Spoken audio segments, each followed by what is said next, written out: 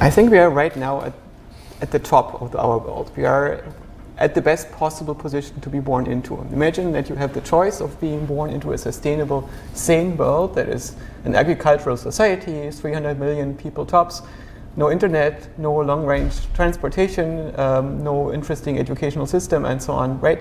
Or you can be in an insane world, a world that has just burned 100 million years worth of trees in a single century to give everybody plumbing and access to the world's knowledge as an afterthought to a global chat room for porn distribution, basically the internet, right? And this is the thing that we have right now. It's an insane world. Right? It's a world in which we have computers, in which we can travel anywhere, where we can talk to 7.5 billion people that are often very smart and interesting. And we are in the first time in history on this planet of any life form, I think, in a situation that we can meaningfully reflect the universe.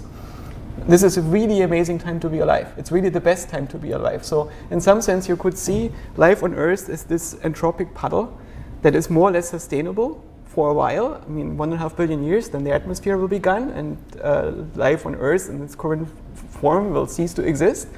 And a few billion years later, the sun will engulf the planet, and I don't think that there will be a meaningful export of life from this planet in an intelligent form, but might be, who knows. Probably not our species, though. We are the first ones that basically made this very short game to jump out of this puddle as high as we can, and we are right now, I think, at the top of this parabola. And from here, of course, it will go down again. So people look down and they freak out. They realize basically we cantilevered ourselves over an entropic abyss and there's no land on the other side. Right? When we come down, it will not be gentle. But it was never nice down there to begin with, right? You don't want to be down there.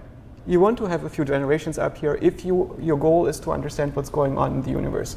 And if that is not your preference, if you want to have a sustainable world, well, bad luck, you didn't get to make the choice. These decisions were made long ago. I think the last important bifurcation that we had was when we opted in for the Industrial Revolution. And there was not much that we could change that train on that we are currently in. And I'm very much in favor of trying to make a longer game and make it more sustainable. But it's quite likely that we are unable to return to a sustainable state, or that we are able to make the present growth-oriented, cancerous world sustainable, right? But yeah. You can look at this, oh my God, I'm so depressed because the world is going to go down from here. Or you can see it's never been that high up, right? And we wouldn't be talking if we wouldn't be in this giant Titanic that is heading for the iceberg.